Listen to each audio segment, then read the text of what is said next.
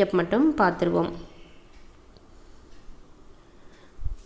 குடிமகன் என்ற சொல் வந்து எந்த வார்த்தையிலிருந்து பெறப்பட்டதுன்னா சிவிஸ் என்ற வார்த்தையிலிருந்து. அது எந்த மொழி வார்த்தைன்னா லத்தீன் மொழி வார்த்தை. ஸோ குடிமகன் என்ற சொல் வந்து எந்த சொல்லிலிருந்து பெறப்பட்டது? சிவிஸ். அது எந்த மொழி வார்த்தைன்னா லத்தீன் மொழி வார்த்தை. இந்த சிவிஸ் என்பதனுடைய பொருள் வந்து பார்த்திங்கன்னா பண்டைய ரோமபுரியில் நகர நாடுகளில் குடியிருப்பாளர் என்பது தான் அதனுடைய பொருள். குடியுரிமையை 2 வகைகளாக பிரிக்கிறாங்க. அந்த 2 வகை என்னன்னா இயற்கை குடியுரிமை, இயல்பு குடியுரிமை. இயற்கை குடியுரிமைன்னா பிறப்பால் பெறக்கூடிய குடியுரிமை. இயல்பு குடியுரிமைன்னா விண்ணப்பித்து பெறக்கூடிய குடியுரிமை வந்து இயல்பு குடியுரிமை. இந்திய குடியுரிமை சட்டம் வந்து எப்போது ஏற்றப்பட்டதுன்னா 1955. குடியுரிமை பெறுவதற்கான 5 வழிகளை பற்றியும் குடியுரிமை இழத்தலுக்கான 3 வழிகளை பற்றியும் இந்த சட்டம் வந்து குறிப்பிடும். அந்த இழத்தலுக்கான 3 வழிகள் வந்து அடுத்தடுத்த பேஜில் வந்து படிக்கும்போது பார்ப்போம். ஸோ குடியுரிமை பெறுதல் வந்து பார்த்திங்கன்னா குடியுரிமை சட்டம் 1955 படி எத்தனை வழிமுறைகளில் வந்து ஒரு இந்திய குடியுரிமை பெறலான்னா 5 வழிமுறைகளில் வந்து பெறலாம். வந்து என்ன குடியுரிமையை எத்தனை வழிகளில் பெறலான்னா 5 வழிகளில் பெறலாம். ஒன்று பிறப்பால் குடியுரிமை பெறுதல். ஸோ இந்தியாவில் பிறந்த எல்லாருமே வந்து பார்த்திங்கன்னா அவங்க வந்து பிறப்பால் குடியுரிமை வந்து பெறுறாங்க. வம்சாவளியால் குடியுரிமை பெறுதல். ஸோ தூதரகத்தில் வெளிநாட்டில் பிறந்த ஒரு குழந்தை, அதாவது இந்திய வம்சாவளி, அவங்களுடைய அப்பா அம்மா தாத்தா பாட்டி, ஸோ இந்தியா வம்சாவளி இருந்தாலும் அந்த குழந்தை வந்து ஃபாரினில் பிறக்கும்போது ஃபாரின் சிட்டிசன்ஷிப் எல்லாருமே கொடுப்பாங்க இல்லையா? நம்ம எப்படி இந்தியாவில் பிறந்தால் இந்திய குடிமகன் உரிமை தரோம், அதே போல் ஃபாரின்லேயும் கொடுப்பாங்க. அப்படி வேண்டாம் எனக்கு இந்திய குடியுரிமை தான் வேணுன்ற பட்சத்தில் அவங்களுடைய அப்பா அம்மா என்ன பண்ணோம்? இந்திய தூதரகத்தில் பதிவு செய்கிறதன் மூலயமா வம்சாவளியால் குடியுரிமையை வந்து பெறுவாங்க. பதிவு செய்தல் மூலம் குடியுரிமை பெறுதல். அவங்க வந்து பதிவு செய்கிறது மூலிமா குடியுரிமை பெறணும்னா 7 ஆண்டுகள் வந்து இந்தியாவில் வந்து வசித்தவராக இருக்க வேண்டும். இயல்பு குடியுரிமை வந்து பார்த்திங்கன்னா விண்ணப்பிப்பதன் மூலமாக வந்து இயல்பு குடியுரிமையை வந்து பெறலாம். அப்புறமா வெளிநாட்டு குடியுரிமை வேண்டாம் அப்படின்ற துறக்கும் பட்சத்திலையும் இயல்பு குடியுரிமை பெறலாம். 8வது அட்டவணையில் இருக்கக்கூடிய 22 மொழிகளில் ஏதாவது ஒரு மொழியில் போதிய அறிவை பெற்றிருந்தாலும் இயல்பு குடியுரிமையை வந்து பெறலாம். பிரதேசங்கள் இணைப்பதன் மூலம் இந்திய குடியுரிமை வந்து பெறலாம். பாண்டிச்சேரி இந்தியாவோட எப்போ இணைந்ததுன்னு பார்த்தீங்கன்னா 1962. ஸோ 1947 நம்மளுக்கு சுதந்திரம் கிடச்சிருக்கும்.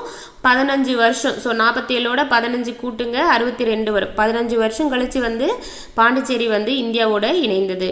அடுத்து வந்து பார்த்தீங்க ஒரு வாட்டி ரீகேப் மட்டும் பார்ப்போம். இந்திய குடியுரிமையை வந்து எத்தனை வழிமுறைகளில் வந்து இழக்கலாம்னா 3 வழிமுறைகளில் வந்து இழக்கலாம்.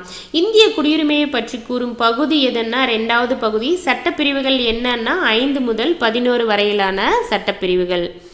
குடியுரிமையை துரத்தல் அப்படின்னு பார்த்தீங்கன்னா ஒரு வெளிநாட்டில் போயிட்டு இந்திய குடியுரிமையை கொண்ட ஒரு நபர் வந்து வெளிநாட்டில் போய் குடியுரிமை வாங்குறப்போ இந்திய குடியுரிமை வந்து கைவிடப்படுறது தான் வந்து குடியுரிமையை துரத்தல். குடியுரிமை முடிவுக்கு வருதல்னா இந்திய குடிமகன் வந்து அவரே முன் வந்து வெளிநாட்டு குடியுரிமை பெறுற பட்சத்தில் இந்திய குடியுரிமை வந்து முடிவுக்கு வருது. குடியுரிமை மறுத்தல்னா அரசியலமைப்புக்கு எதிராகவோ சட்ட விரோதமாகவோ மோசடி மூலயமாவோ வந்து ஒரு நபர் வந்து செயல்படுறாருன்னா அவருடைய குடியுரிமை வந்து மறுக்கப்படுது. நாட்டுரிமை மற்றும் குடியுரிமை. நாட்டுரிமையை வந்து பார்த்திங்கன்னா மாற்ற முடியாது, குடியுரிமையை வந்து பார்த்திங்கன்னா மாற்ற முடியும். இந்திய அரசியலமைப்புக்கு நம்மளுக்கு என்ன மாதிரி குடியுரிமை வழங்குதுன்னா ஒற்றை குடியுரிமையை வந்து வழங்குது. அமெரிக்க ஐக்கிய நாடுகள் சுவிட்சர்லாந்து வந்து இரட்டை குடியுரிமையை வந்து வழங்குது. இந்தியாவின் முதல் குடிமகன் யாருன்னா குடியரசுத் தலைவர். என்ஆர்ஐ அப்படின்னா என்னன்னு பார்த்தீங்கன்னா வெளிநாடு வாழ் இந்தியர், நான் resident Indian. BIO Anna person on Indian origin, இந்திய பூர்வீக குடியினர். இது எப்போ வந்து எந்த வருஷம் வந்து ஓசிஐயோட பிஐஓ வந்து இணைச்சாங்கன்னா 2015 ஜனவரி 9 வந்து இந்திய அரசில் திரும்ப பெறப்பட்டு ஓசிஐ முறையோட இணைச்சாங்க. ஓசிஐ அப்படின்னா என்னன்னு பார்த்தீங்கன்னா overseas citizen of India card holder. இவங்க வந்து பார்த்திங்கன்னா இந்தியாவில் வந்து காலவரையின்றி வசிக்கலாம், வேலை பண்ணலாம், எல்லாமே பண்ணலாம். பட்டு அவங்களுக்கு வாக்களிக்கக்கூடிய உரிமை வந்து கிடையாது. Overseas citizen of India card holder அப்படின்றவங்க யாருன்னா இந்தியாவினுடைய பூர்வீக குடியினர். பட் வந்து இவங்க வெளிநாட்டில் வந்து அந்த வெளிநாட்டினுடைய குடியுரிமையை வந்து பெற்றிருப்பாங்க. ஸோ பூர்வீகம்னாவே நம்ம என்ன பண்ணுறோம், அவங்களுக்கு வந்து சலுகை தர்றோம். நீ வெளிநாடு குடியுரிமையை பெற்றிருந்தாலும் பரவாயில்லப்பா, எங்கள் நாட்டில் நீ வந்து பூர்வீக நாட்டுக்கு வந்து நீ வேலை செய்யலாம், எவ்வளோ நாள் வேணாலும் வசிக்கலான்றதை வந்து அந்த உரிமையை வந்து கொடுக்குறோம். பட் வாக்களிக்கிற உரிமையை வந்து கொடுக்கறதில்ல. எந்த சட்ட திருத்தத்தின்படி அடிப்படை கடமைகள் இந்திய அரசியலமைப்பில் சேர்த்தாங்கன்னா 42வது சட்ட திருத்தம் 1976 வந்து அடிப்படை கடமைகள் வந்து சேர்க்குறாங்க. அடுத்து வந்து பார்த்திஞ்சது அந்நியரன் யாரை சொல்லுவான்னா, இந்த இந்தியாவில் வந்து ஒருத்தர் வசிக்கிறாரு, பட் அவர் இந்திய குடிமகன் கிடையாதுன்னா அவர் வந்து அந்நியர். குடியேறியவர் அப்படின்னா ஒரு நாட்டில் வந்து நிரந்தரமாக வசிப்பதற்கும் பணிபுரிவதற்கும் உரிமை பெற்றவர் வந்து குடியேறியவர். வெளிநாடு வாழ் இந்தியர் தினம், பிரவாசி பாரதிய தினம் எப்போது கொண்டாடப்படுகிறதுனா ஜனவரி 9. எத்தனை ஆண்டுகளுக்கு ஒரு முறை கொண்டாடப்படுகிறதுனா 2 ஆண்டுகளுக்கு ஒரு முறை கொண்டாடப்படுகிறது. யாருடைய நினைவாக இந்த ஜனவரி 9 வந்து கொண்டாடப்படுறோன்னா, மகாத்மா காந்தி தென்னாப்பிரிக்காவிலிருந்து இந்தியாவுக்கு வந்து வருகை வந்து புரிந்திருப்பார். அந்த தினத்தை தான் வந்து வெளிநாடு வாழ் இந்தியர் தினமாக வந்து கொண்டாடுறோம். நம்மளுடைய இந்திய அரசியலமைப்புக்கு நம்மளுக்கு என்ன குடியுரிமை வழங்குது? ஒற்றை குடியுரிமை வந்து வழங்குது. குடியுரிமையை பற்றி கூறும் பகுதி எது? பகுதி 2. சட்டப்பிரிவுகள் வந்து 5 முதல் 11 வரை.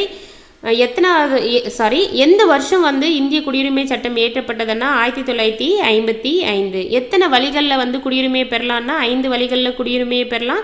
எத்தனை வழிகளில் குடியுரிமையை இழக்கலான்னா 3 வழிகளில் வந்து குடியுரிமையை வந்து இழக்கலாம். அவ்வளோதாங்க, இதோட வந்து இந்த பாடம் முடியுது. தேங்க்யூ.